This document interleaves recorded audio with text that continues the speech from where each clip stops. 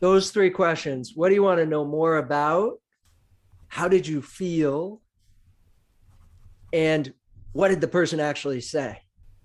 Those are three pieces of feedback gold. Welcome to Your Intended Message, the perfect place for leaders and promising professionals who want to convey the intended message for greater success. Every week, we interview experts who address the challenges and best practices to deliver your message effectively. That might be one-to-one, one-to-few, or one-to-many. And perhaps the most important conversation, one-to-self. I'm your host, George Torok. My guest today is Andrew Churchill. Here's 3 facts that I think you should know about Andrew. He is fascinated by how communication works, and I'm also guessing by probably how sometimes it doesn't work. We'll look at those. 2, he's worked at the intersection between education and the rest of the world for his entire professional life. And 3, He's a tinkerer. He likes to tinker, fix, and build things. Perhaps we'll explore what his latest project is. Andrew Churchill, welcome to Your Intended Message. Thank you, George. Excited to be here. Delighted to be. As you were doing the intro, talking about communication, thinking about what works and what doesn't. Intended message, unintended message, right? And that's really when you invited me on your podcast and I saw the title of Intended Messages, exactly what I thought about right away. Said, I bet he talks about unintended messages as well. You bet. Yes. Yeah. When we communicate, for sure. And I'm sure you can affirm this, that we send, like it or not, we try to send our intended message. We also send a lot of unintended messages. And the other challenge is we don't know how they're perceived. It's funny. I received an email a couple days ago, and the first time I read it, I thought, this, and it's a friend of mine, and I thought, this person sounds angry. Are they angry at me? How do I respond? And here I am 2 days later, and I still haven't responded. It's the challenge with electronic message, right? It's one of the reasons that we're seeing such a growth in video and audio messaging rather than straight text messaging. So companies like Volley, for instance, that are video messaging based, but asynchronous, short. So like a text message, but a video. Because if that had been a video message, you'd know whether he was mad at you or someone else, or wasn't even mad at all. It just happened to come out that way. And you're right. Yeah. If we're looking at someone, we can say, hey, he's smiling, he's joking, he's kidding.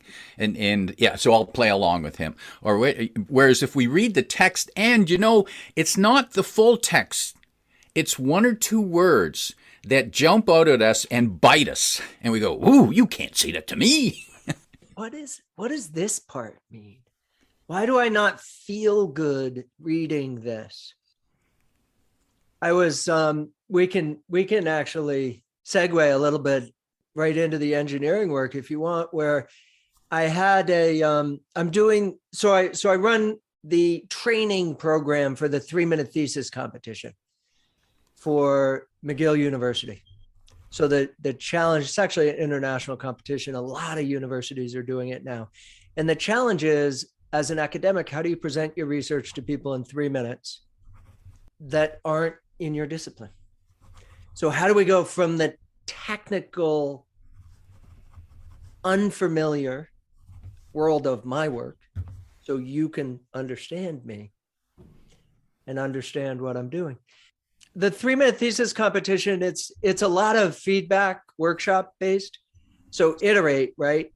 So they do a practice session, get feedback on it, and then do another one and get feedback and do another one. As you know, how do you get better? Well, you practice, but intentional practice, not just any old practice. And the intended message part is really interesting here, because what I do for feedback that's really different from what most people do. Most people, when they give feedback, they talk about body language, or they talk about the use of voice, or they talk about the actual script, and then they teach people how to give feedback. Like, you see these rubrics. Did they make good eye contact? And then you have non-professionals rating whether, like, they're trying to give feedback on each other. I'd throw all that stuff. Say, like, if you want professional advice, go to a professional. You wouldn't go to you wouldn't come to me if you wanted medical advice. Yeah, it says doctor before my name, but I'm not a medical doctor. But so why are you going to your friend for presenting advice? But you can get wonderful feedback. And the feedback you can get is, what was your received message? So we know what our intended message is, as long as we're being purposeful about communication. What we don't know is what's the message the audience received. So the way I run feedback sessions is the presenter presents and then turns their microphone off. And the audience has a conversation. This is the trial audience, right? So we do this in breakout rooms. So the presenter presents and then has to turn their mic off. And then the audience has a conversation about what they heard. What'd you like? What'd you not like? What did you understand? Like, one person tries to say what they said. So George, if you were presenting, I would have you present. And then if we had 6 or 7 other people here, say, okay, George, turn off your mic now. And then I'd say, Stephen, what did George say? Stephen would talk for a little bit and then get stuck somewhere. And I'd say, does anyone else understand? Like, Susan, do you understand what, like, Stephen's a little stuck. Susan, can you help him out?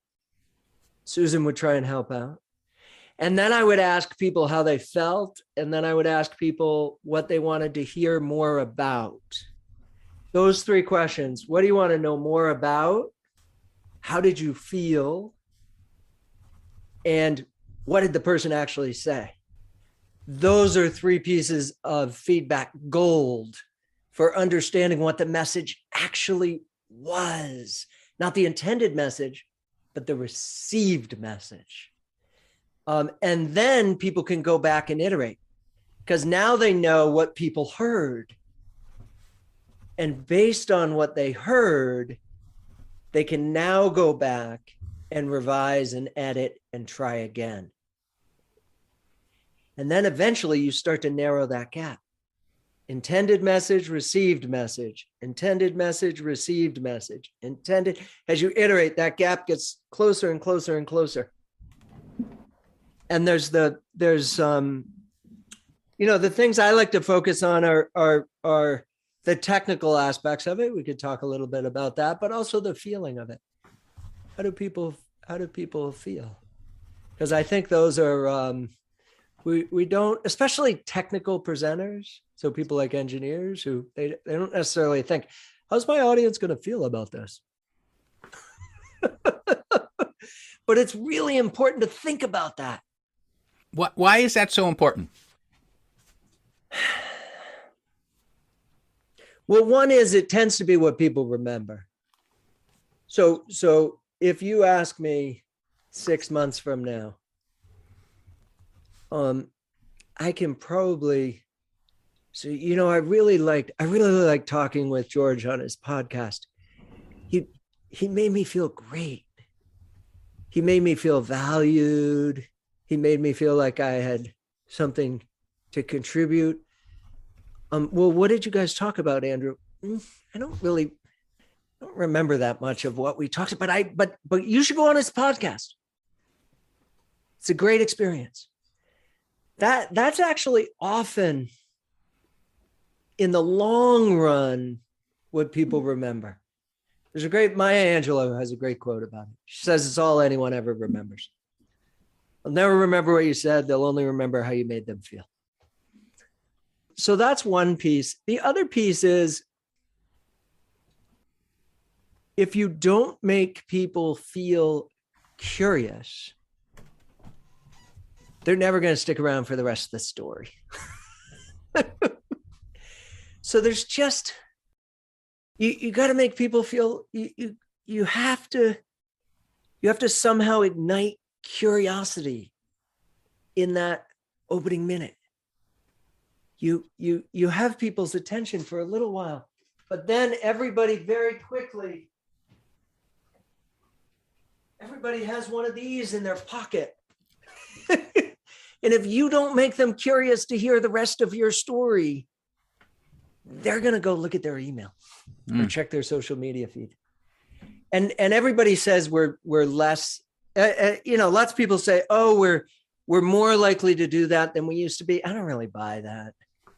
I remember when I went to university classes, and this was long before cell phones, and like I always had a novel or a Sports Illustrated in my binder.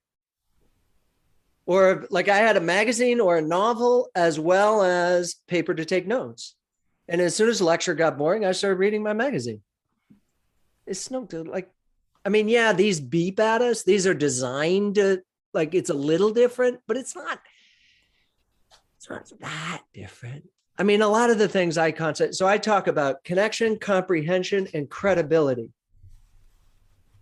George, you probably immediately recognize those as logos, pathos, ethos, right? Communication's not changing very rapidly. I mean, yeah, we have a microphone now and an electronic screen, but the way humans relate to each other, the things we remember, the things that draw us in, our capacity to remember. One of the things I'm always talking with people is, it's not, you don't have to dumb it down, but you can't give us a lot of detail because we can't remember a lot and we can't process a lot. So it's not, so when people say don't use jargon, I always say, don't use technical words, use plain language. I don't actually think that's, so here's maybe a controversial take. Academics should use technical language. They should use plain language too, but they shouldn't shy away from the language of their field. They should teach it to us. They should bring us to their language. So, because plain language doesn't work. There needs to be a plain language introduction because we need to get there. But once we're in your lab, if you have 10, 20, 30 minutes with us, you can teach us a lot. Even in 10 minutes, you can teach us a lot. So the technical language is the point of using the technical language to reinforce that you are a technical expert and you have credibility. However, there must be a balance between how much technical language, and when you introduce technical language, do you stop and explain what it means? Yes, yes, and yes. So you can't do very much. And this is really one of the primary themes, right? If you're doing a technical talk with a non-technical audience, I think about it. So I also do pitch coaching, and in the pitch world, we call it takeaways, right? But there's no reason not to. I mean, one of the things I do, right, is I bring business language into the academic world. Academics are like, takeaways, that sounds like a business pitch. I'm like, well, guess what? Your presentation's a pitch. You may not think about it that way, but you should. And what are the takeaways? Can only have 2 or 3 takeaways because people can't remember very many things. People can remember a story, which is why stories are so important. People can remember 2 or 3 takeaways, but not more than that. So you need to figure out what they are. So last year, we're in this 3-minute thesis space. We might as well stay there. Last year, the person who won the 3-minute thesis competition was doing spinal surgery simulation. And he introduced the talk with something we're familiar with. What kind of simulators are we familiar with? If I say simulator, what comes to mind? Flight simulator? Flight simulator, exactly. That's where he started.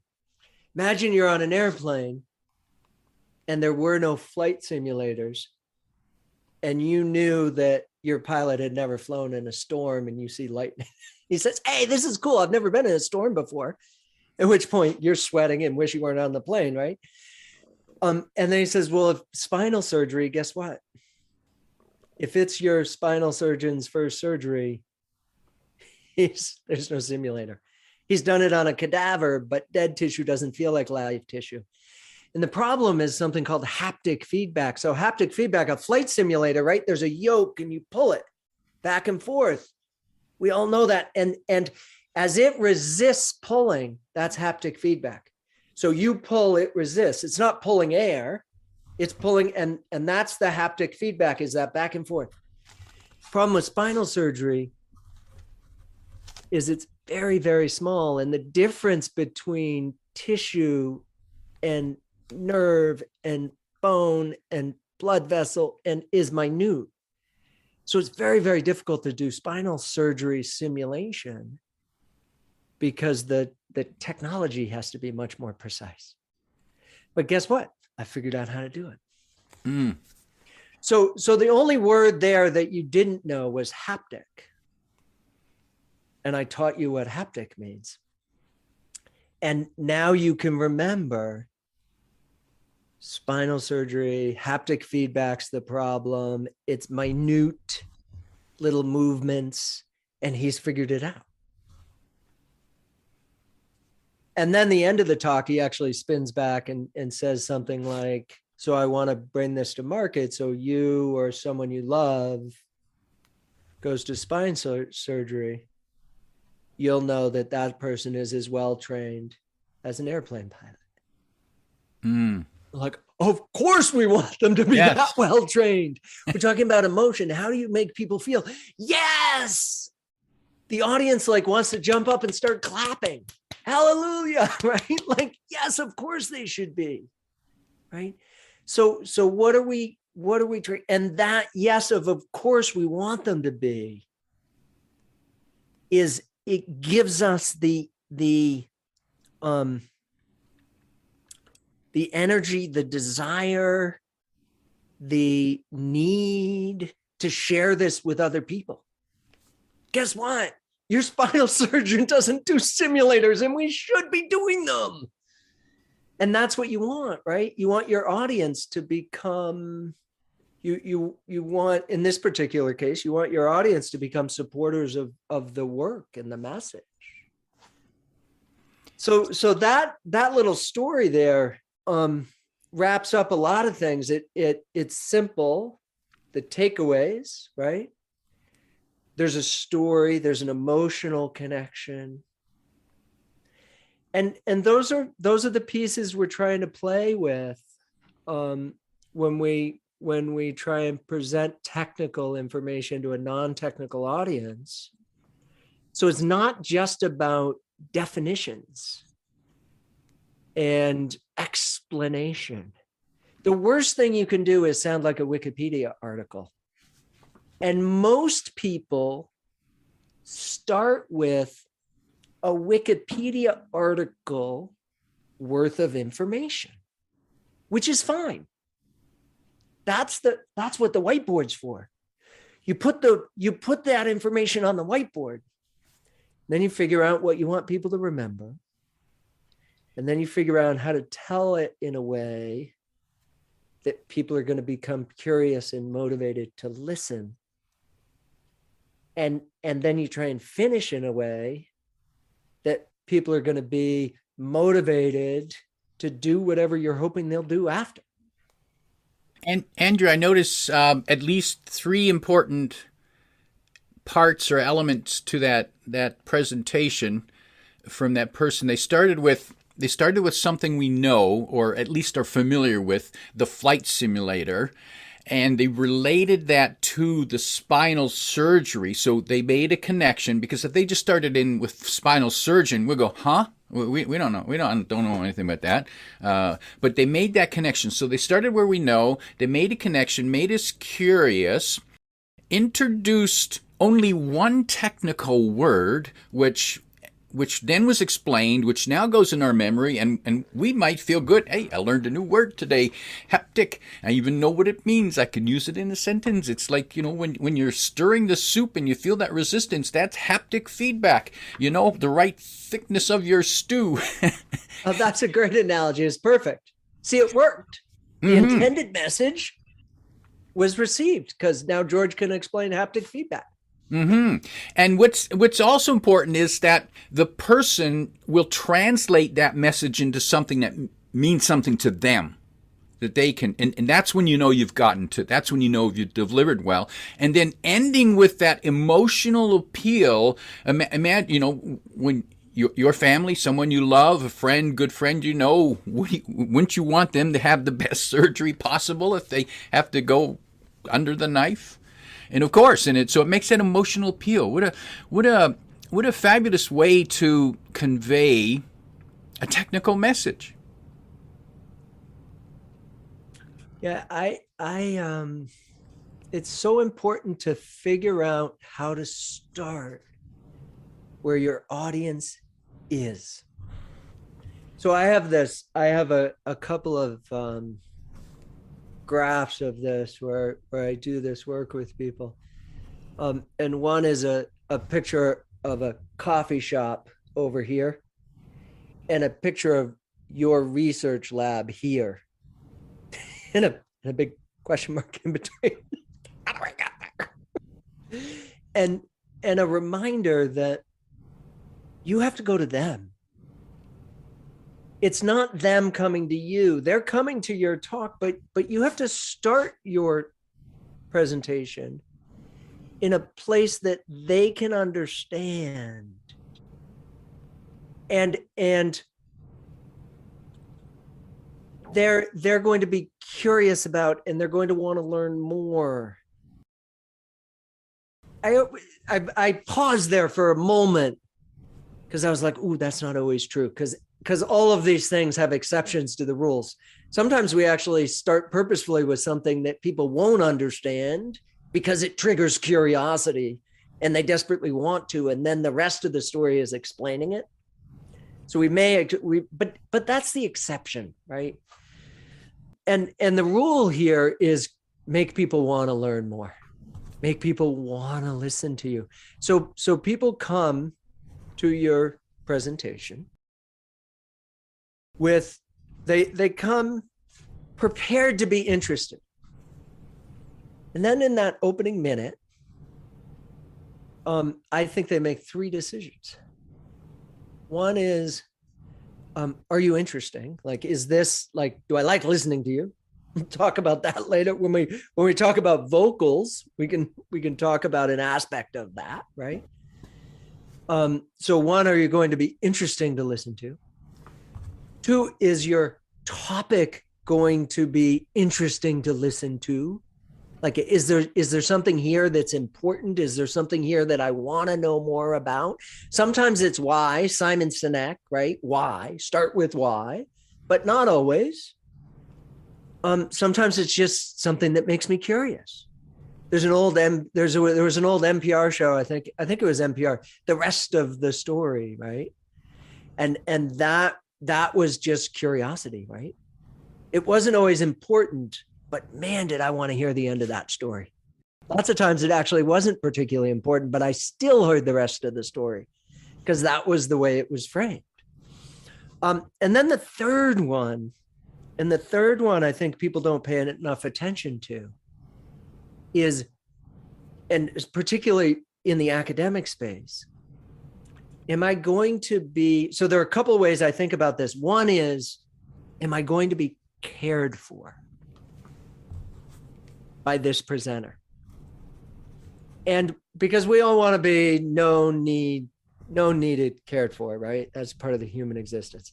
But this cared for piece is really about, am I actually going to be able to understand them? Like, am I actually going to be able to understand this? Because a lot of times when we come to an academic talk or an academic presentation, that's actually our fear. Like, oh yeah, they were really interesting. What they were talking about was really important. I can't understand a damn thing they're saying. So guess what? I'm checking out. I'm going to my phone. Self-defense. If I don't think that I'm going to succeed in understanding you, I'm going to protect my feeling of intelligence by not trying. I'm only going to try to understand you if I think I'm going to be successful. And that's a mistake people make. People don't pay enough attention to that. Am I making my audience feel like they're going to be able to come on this journey with me? Am I making them feel safe? Am I giving them the confidence? Yeah, we're going to go to technical places, but don't worry, you're going to be able to understand it. Does that make sense? It does, and I'm guessing. So, I'm guessing that a listener makes their decision to listen or not listen quickly at the beginning. And so the beginning of the talk, of the pitch, of the presentation becomes critical, because I'm going to give you so many seconds, and if you haven't caught my attention, or I'm not understanding what you're saying, or it feels like you're rambling, I shut down. Whether I might still be in the room, but my mind is somewhere else. And so that means that opening piece must take a lot of attention and must present a lot of difficulty for technical people who want to get into the weeds. And so how do you help them overcome that?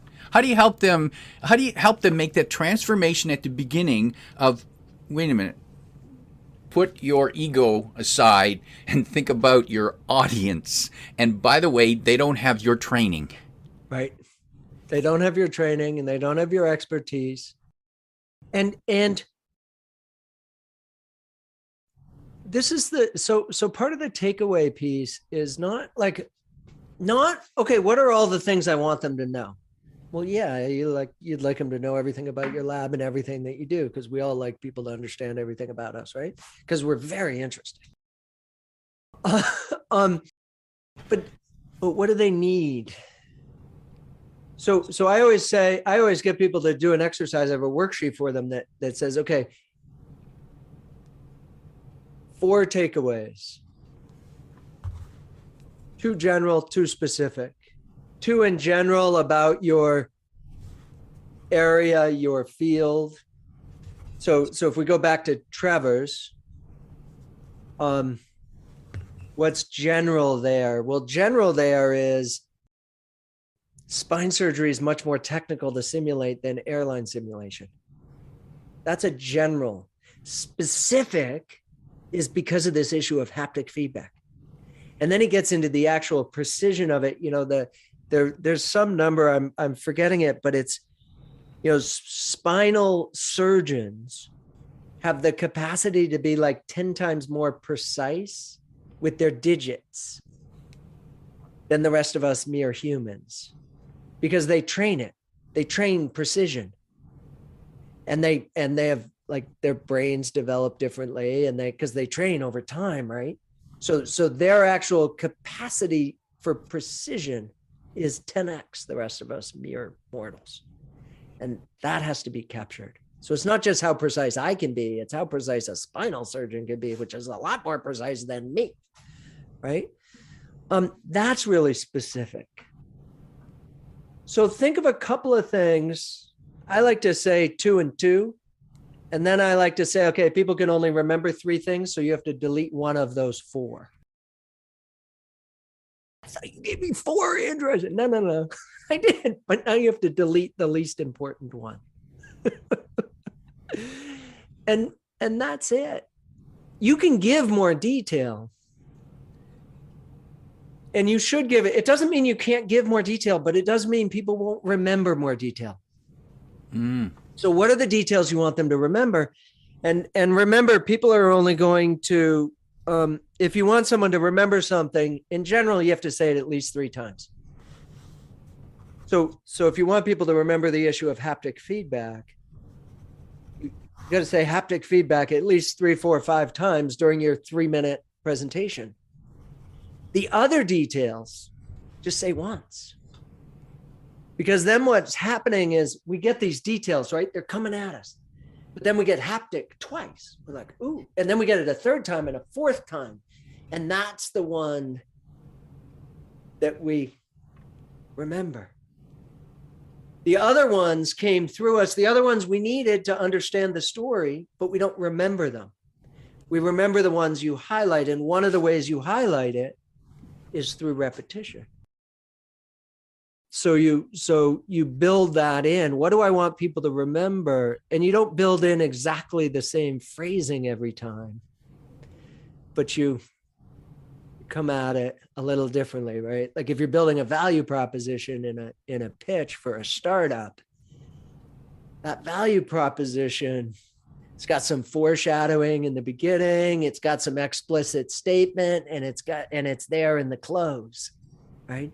So it's coming in 2, 3, 4 times. It's there. It's never more than a sentence or 2 away from what we're talking about when we're talking about other details. And it doesn't mean we don't do the other we do need to do the other details. It's not about deleting all the details, but it's about being very strategic and only choosing to highlight the ones you need and deleting way more than you think. The more you can delete, the more likely people are to understand and stay with you. I think there are 2 things that go on there. At least I think about this 2 ways. It'd be interesting to see if this resonates for you. One is a concept I call cognitive overload. Whereas you give me things, eventually I can't take anymore. I'm done. And then I shut down. And then the other one is a concept that I think of as false focal point. I give you a detail. You think it's important. It's not. So I've created a false focal point. Because you pick up on things as you listen. You're like, ooh, that's interesting. But if it's not important, if it's not central, but it's interesting, I've actually undermining myself because I've created interest in something that's not what I'm talking about. It's not critical to what I'm talking about. And is that reinforcement, Andrew, that just because something's interesting doesn't mean it should be in our presentation? Most of the things that are interesting shouldn't be in our presentation because they create these false focal points. Only the ones that are interesting and get us to where we want to go should make it. That's why presentations are strategic communication. They're not just us talking. They're us being strategic, incredibly strategic, because we've spent hours and hours thinking about what's going to go into this 5 minutes or this 10 minutes. It's not like you and I are having a conversation now. I'm being a little strategic in stuff that I'm bringing in, but I'm doing it in the moment. Presentation, you're doing all this work ahead of time. And yeah, so the question is always, what's going to be curiosity and igniting? What's going to be interesting? What's going to make people want to learn more, but also useful? And that's why I always try and find 3 or 4 completely different. Like when I'm working with people, like we get something that we think is going to work. I'm like, okay, let's put that off to the side. Let's try again.